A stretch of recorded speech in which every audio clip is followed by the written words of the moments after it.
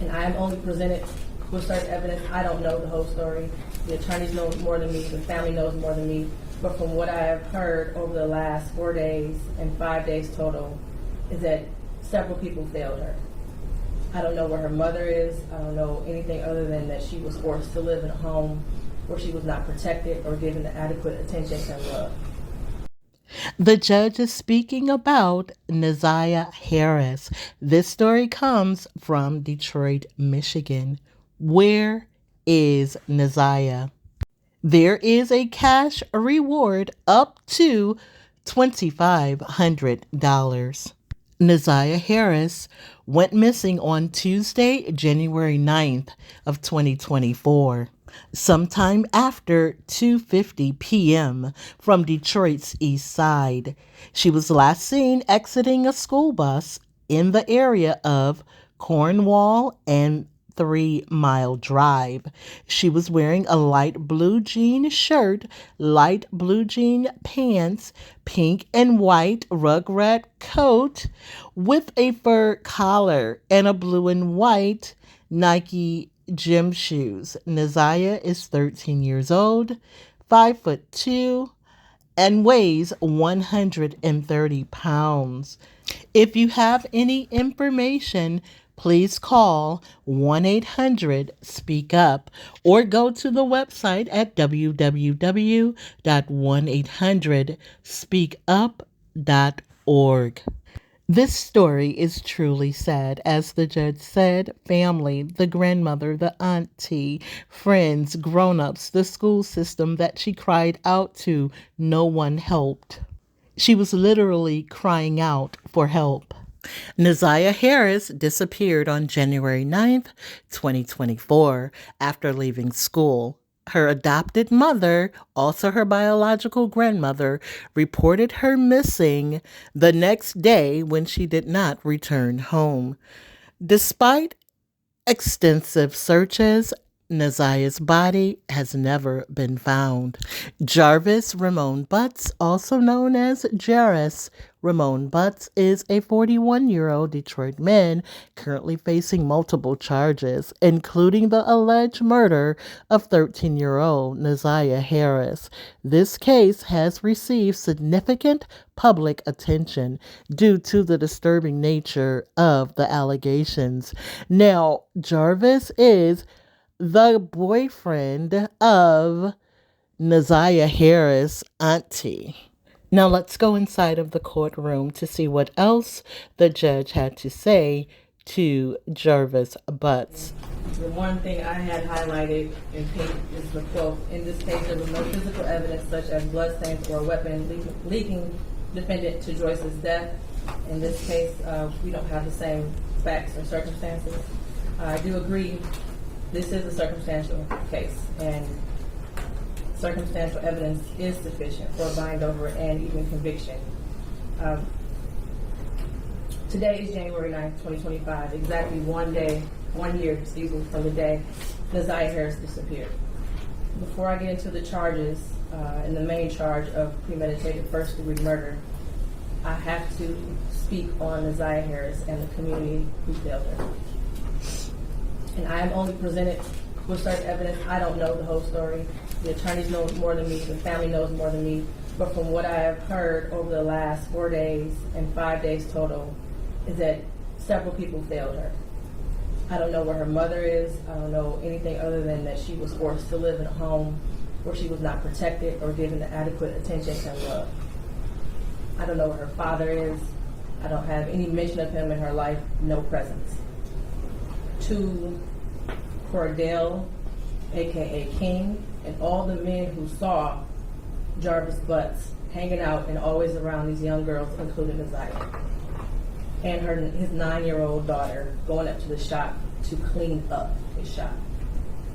The school counselor who never showed up, or the person who was supposed to show up if that counselor was absent, after Neziah was on the floor on the day she went missing, saying that she needed to speak to someone and speak to a counselor. There's no mention of CPS, but I wonder what their involvement was over the years, because this was not just a 1-year thing. There are text messages at least from 2022. to her adoptive grandmother, Annette Harris, whose testimony, in my opinion, was very questionable. I understand why the people put her on the stand to establish Naziah's residence and the houses on Bedford and the regular routine, to establish also that Naziah was not a runaway child, that she was not a bad kid. I do believe she adopted Naziah. I do believe that she had 6 kids in the house. I believe that Naziah had on a dark hoodie the day she went missing, and that she had on red and black Nikes that day. What is hard to believe is that the defendant never came into the house as she testified. And there was also a minor that testified that he did as well. Text messages that show between him and Naziah that he did. In the basement, saying he was going to the shower, stealing her panties. He was always lurking around that house and asking for Janiyah and Zaniyah, from what I know. I even thought about the breakfast routine and saying that all the kids like eating breakfast at school. Did they have a choice? I don't know. But to always send those girls up there to clean up the shop raises questions. And how were there 2 women in that house who have birthed children themselves who did not notice that Naziah was pregnant, and I believe she was, and not having her period anymore? But then after hearing text messages today, begging Jarvis for pads as if she didn't have anyone else to give them for her. And what stood out the most was when Annette Harris stood on the stand, and she learned around 6 p.m. that Naziah did not come home from school, and said she looked around for her and decided to wait until the next morning to call the police. Without a tear, without emotion, or any expression of being devastated. And to her Aunt Shannon, who also showed no emotion, expression of being devastated from Naziah going missing. She stated that she had friends help look for Naziah, but was directed to just wait until the morning to call the police. A grown woman who likely suspected something strange going on didn't feel the need to call the police either. They were both able to go to sleep at night without hearing from Naziah or having any indication that she was coming home that night. And of course, the defendant, who I will get to in a minute. I don't know who else failed Naziah, but the community did.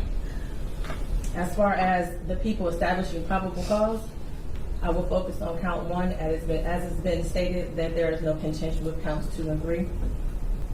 In count 3, I will amend based off of the motion and the testimony I heard that Naziah was 12 and not 13 at the time that Jarvis Butts had sexual intercourse with her. The prosecution is correct. You do not have to have a body to establish first-degree premeditated murder. It would have been a much shorter exam had her body been found, but this is where we are. In the last 365 days, no text messages. We all heard today and yesterday that she was very active and frequently texted. No social media for a year. We heard through testimony that she was also active on social media. No phone calls, which she was also able to do according to testimony. No physical sighting of her by anyone. She never came back to school. No one has seen her. Medical records dated from July 2014 to October 2023 indicated that she had no life-threatening medical issues that would lead to a natural cause of death. The black hoodie found in the area of 7 Muhlenberg with her DNA and blood on it. The holes in the hoodie consistent with some sort of struggle, violence, or weapon being used. And we know that there were no holes in that hoodie when she wore it to school. We saw a picture of her in a black hoodie on her last day that everyone saw her. I do believe her grandma testified truthfully about the sweatshirt that she had on and that was practically new. And the border agent who said that no evidence of animals would have destroyed the clothing or the shoes to possibly lead to animals tearing up that hoodie. The clear glasses found in the blue Nissan the day after she went missing. The behavior of the defendant when he snatched those glasses. They looked exactly like the glasses she had on in her last picture, according to the witness. The shoes that her brother described as the same shoes that were found also in the area of 7 Mile and Bird, near the hoodie. While this is still probable cause, the evidence all points to Jarvis Butts.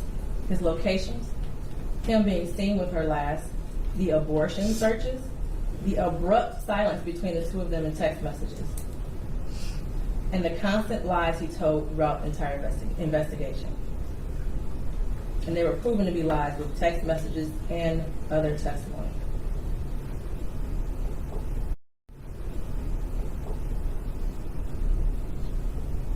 We may never know what happened, but from what I heard today and over the last 4 or 5 days, it appears he intended to perform what he thought was a do-it-yourself abortion on Isaiah and went south, and instead of seeking medical attention for her, he intentionally killed her and tried his best to cover it up. As much as I want her to be alive today, there is at least probable cause to show and believe that she's dead and that she was murdered by Jarvis Butts. Mr. Butts, stand up. You've been sitting over there for 4 days with your head down, sitting between and behind your attorneys with your mask on and taking vigorous notes. I want you to pay attention and listen to everything I have to say. I have been trying to figure out for the last 5 days, you. At one point, I thought you were cognitively impaired in the beginning of this exam. And then maybe you had the brain of a 10-year-old, and that's why you were doing such things. But as I heard more and more testimony, you're just the true definition of a pedophile. Watching you laugh and brag about all the women you have with different women and the children and the girlfriends, and making babies to groom them and having them in your presence. Watching you laugh and brag about all the women you have with different women and the children and the girlfriends, and making babies to groom them and having them in your presence, cleaning up, quote, cleaning up your shop. And the little girls around you has landed you here today. You groomed Isaiah. You played mind games with her. We all heard that. You controlled her emotionally. She was exposed to so much at such a young age. The text messages between you two were disgusting to hear. And to think that she had you saved in her phone as babe for life. Isaiah deserves so much more. And while I mentioned other people that failed her, Jarvis Butts, you are the monster in this whole picture. She did deserve love from her parents and everyone who was in her life. She was ignored, she was neglected, and you took complete advantage of that.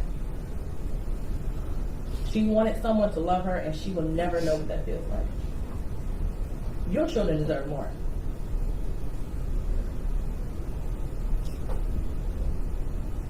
As much as defense counsel has raised issues on count 1, all that has done is raise the question of fact for the trier of fact, which means that this will be for a jury or a judge to hear in Third Circuit. I pray for the healing of all the victims and the young girls and possibly boys who have come into contact with you. As a community, we should look at this case as a prime example of how much work we have to do when it comes to protecting our children and especially our black girls. I pray for closure and healing for all those who have been traumatized by you. And for you, Jarvis Butts, I wish you a speedy trial and that justice be delivered.